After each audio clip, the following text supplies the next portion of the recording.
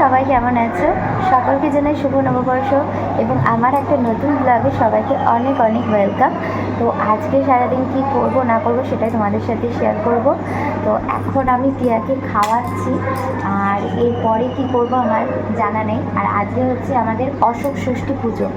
তো দেখো সারাদিন কি করি সেটাই তোমাদের সাথে শেয়ার করব। তো চলো।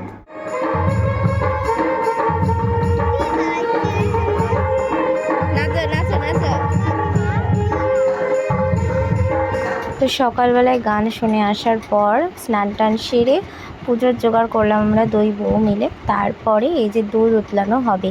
মা যেহেতু সকালবেলায় রান্না করছিল আর আমরা তিনজনেই উপোস করেছিলাম, আমি মা পূজা তিনজনে, যেহেতু আজকে অশোক ষষ্ঠী পুজো প্লাস পয়লা বৈশাখ।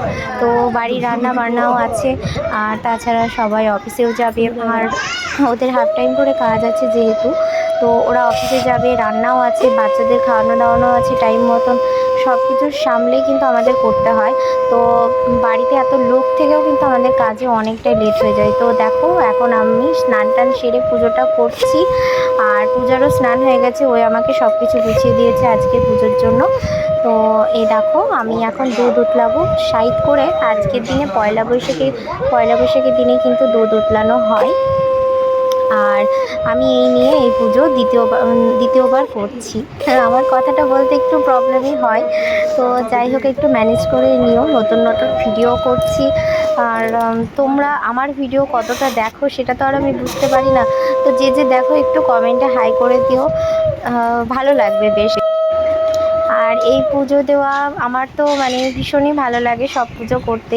তো মায়ের সাথে এখন কিন্তু আমি সব পুজোই শিখি, যে কোন পুজো কীভাবে করতে হয়, বাড়িতে পুজোর জোগাড় করা, মা যদি কোথাও পুজো দিতে যায় সেটাও গুছিয়ে দেওয়া, আমার বেশ ভালো লাগে এগুলো। তো এবারের পুজোটাও, গতবারের পুজোটাও আমি করেছিলাম, আর এবারের পুজোটাও কিন্তু আমি করলাম। তো যাই হোক, তোমাদের কেমন লাগছে আমার ব্লগগুলো কমেন্ট করে অবশ্যই জানিও। আর নতুন নতুন ব্লগ দেখতে হলে কিন্তু আমার চ্যানেলটিকে এখনই সাবস্ক্রাইব করে দিও।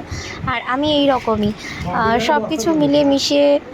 আর এদিকে অশোক ফুল দুধ গঙ্গা জলে ভিজিয়ে সেই জলটাই কিন্তু আগে খাবো আমরা, মায়ের জন্য রেখে পূজাকে দিলাম, সবাইকেই দিলাম, তারপরে প্রসাদ খেয়ে তারপরে এই যে ডালিয়া খেয়ে নিলাম। যেহেতু আজকের দিনে আমরা কোনো ভাত মুড়ি কোনো কিছুই খেতে পারবো না, তাই ডালিয়া করাই হয়েছিল আমাদের তিনজনের জন্য। আর এই যে দুই বোনে বিকেলবেলা সেম সেম ড্রেস করে কিন্তু ঘুরতে বেরিয়েছিল। হ্যাঁ বাবু বলো, তুই কি বলবে এবার? কোথায় যাবা তোমরা? কোথায় বেরো করতে যাবা? ওপারে? আচ্ছা ঠিক আছে, যাও তাহলে বেরো করতে যাও। ম্যাচিং ম্যাচিং ড্রেস, কি দারুণ লাগছে। বিকালবেলায় রিলস করতেছি ছাদে। এই যে এটা হচ্ছে আমার ক্যামেরাম্যান।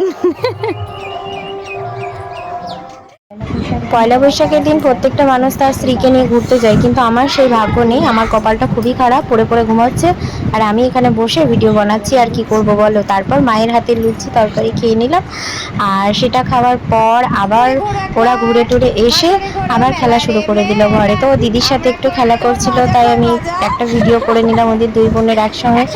তারপর আবার দুই বোনে নাচানাচি শুরু করে দিল গান চালিয়ে। তো ওদের এইরকম সারাদিন চলতেই থাকে, আর সন্ধ্যাবেলা একটু গান চালাতেই হয় ওদের জন্য, আর গান চালালে এইভাবেই নাচতে থাকবে ওরা। তো দেখো ছোটটাও কিন্তু খুব সুন্দরভাবে নাচ শিখে গেছে। তো সবাই বলবে যে ওরা না আমার মতনই হয়েছে, বেশ একটু নাচতে ভালোবাসে, আমি যেরকম আনন্দ করতে ভালোবাসি ওরাও তাই। তো যাই হোক, যেহেতু দিনের বেলায় বেশি লুচি খেয়ে ফেলছিলাম, তাই রাতে দুটোর বেশি আমি লুচি খাইনি। আর তোমাদের আজকে ব্লগটা কেমন লাগলো জানিও, সকলের পয়লা বৈশাখ কেমন কাটলো জানিও। টাটা।